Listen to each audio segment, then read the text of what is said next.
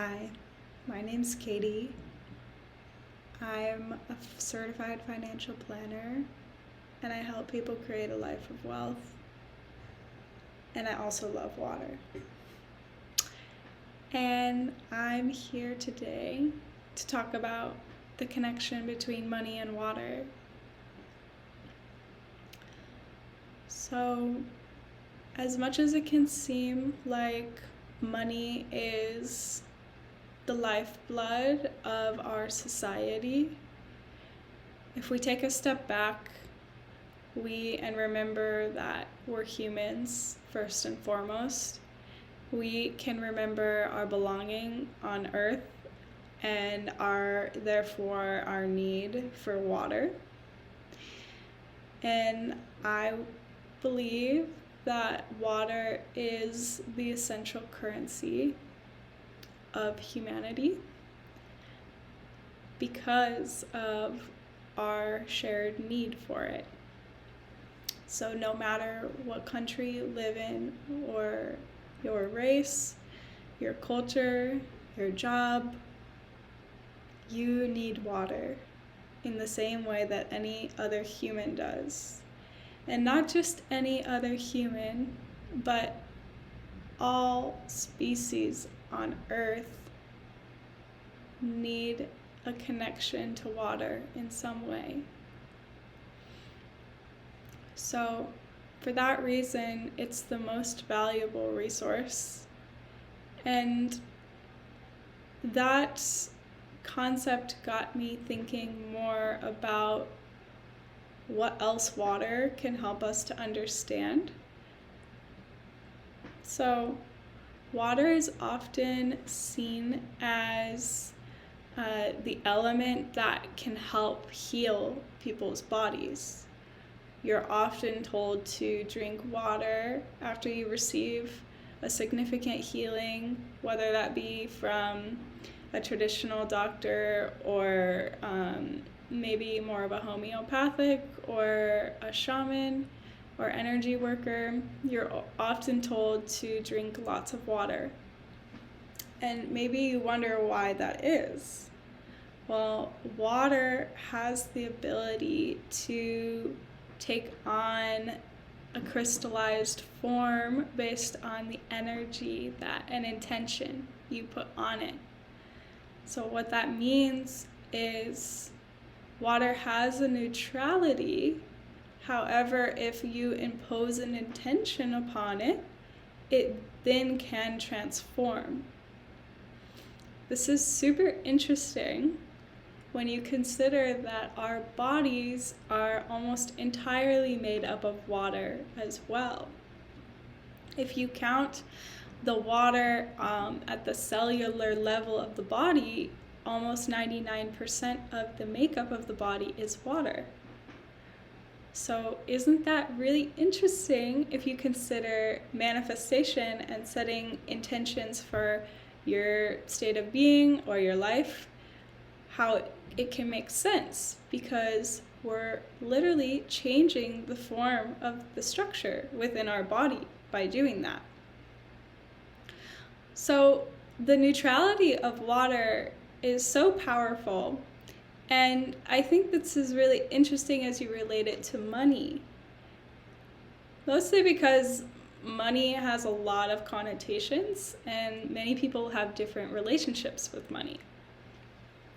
And that is like how water is, because money is fundamentally neutral. It's neither good or bad, whether you have it or you don't have it. It's immoral, as much as society might make you think otherwise. Money does not equate to your health, happiness, or sense of freedom. It can play a role in that, but it is not determinate of that. And the reason being is this neutrality of money. So this can be really empowering for those on a path of consciousness and bringing more awareness to their actions and wanting to make the world a healthier place. Um, you can become empowered by knowing you get to intend upon money whatever you want. And therefore, you can transform how money interacts with your personal life and how it interacts with the world at large. Our current financial system is a reflection of the lack of conscious action and intention put upon the use of money. And when I speak about money, I'm speaking about dollars, financial assets, investments. Most people are approaching this without intention, therefore from a place of scarcity, since that is the dominant belief around money.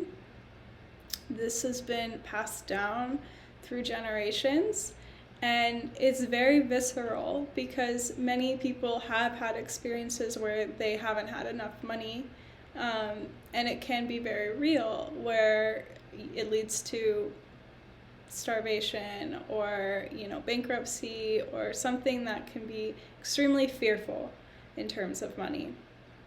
So many people take actions around money from this place of fear, and because of that, they bring money into their life from a disempowered position. And that's how it works on the individual level, but you can see this too on the mass scale with businesses and corporations doing everything they can to make a profit. That means paying people less, finding the cheapest way to extract resources from the earth.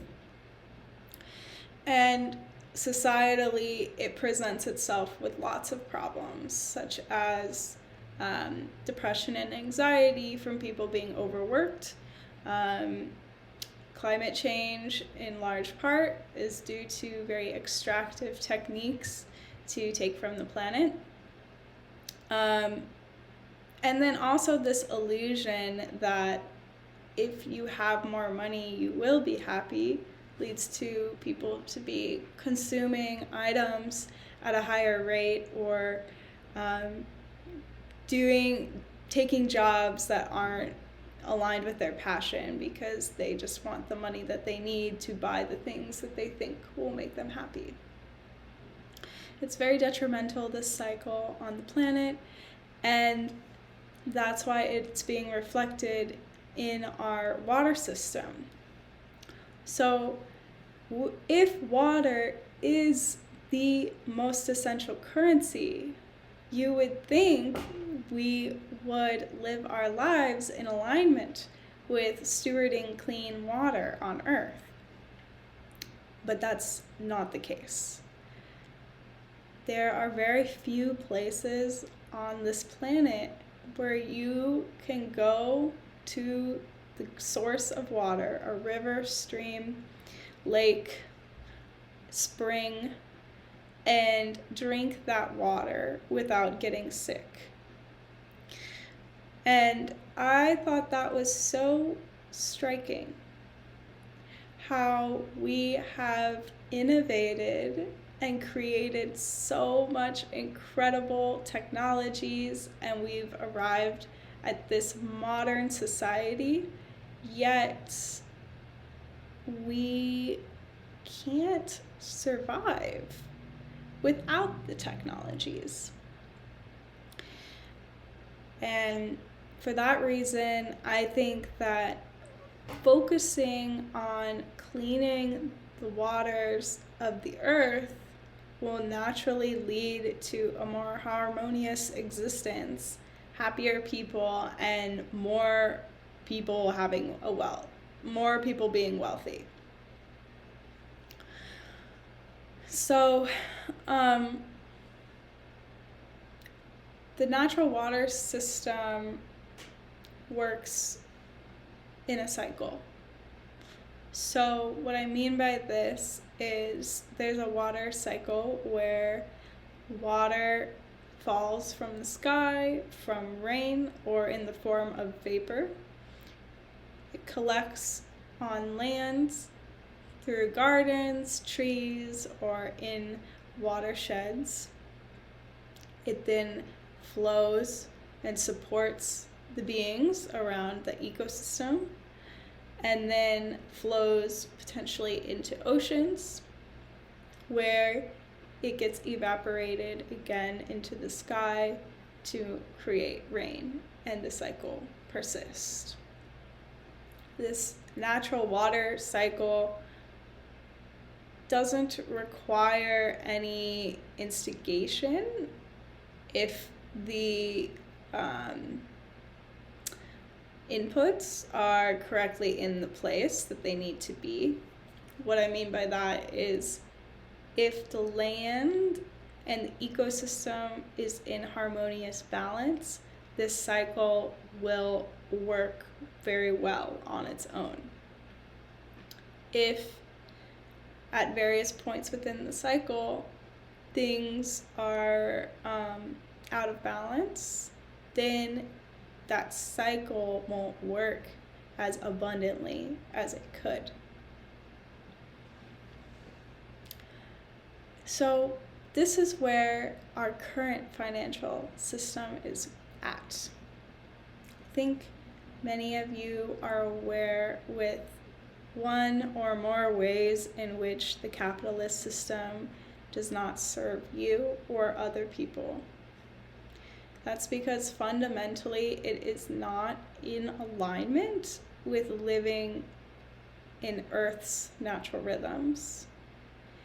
And if we are fundamentally humans and children of this earth, we are going to be best served if we align with those systems. So we find ourselves at a time now where it can feel like there's no way we can change the capitalist system. How can I transcend something when it's so entrenched, especially when my basic needs are at threat? If I were to, say, not work or, not just completely exit the financial system. Especially in America where I live, there aren't a lot of social safety nets from the government either. So I can empathize with those who feel at a loss, depressed, hopeless about how to bring this right balance. But what is cool is there are people who are skilled, thoughtful, and heart-centered who are making efforts to shift into an economic system that is more in alignment with Earth's natural rhythms. So this system is one that is foundationally based in reciprocity, so giving back as you take, whereas the current system is extraction based. Just take as much as you can until there's nothing left. We know in our minds that that's not sustainable, but when you're acting from a mentality of scarcity, you can't think about the future. So if we were to orient to a system that is fundamentally regenerative and reciprocal in nature, people would be able to trust and feel more abundance. But you can also work with your mentality, setting the intention of abundance to help catalyze these systems to be built in the first place, because it will strengthen you to not participate in the extractive system, which ultimately is what it's going to take to create a new system.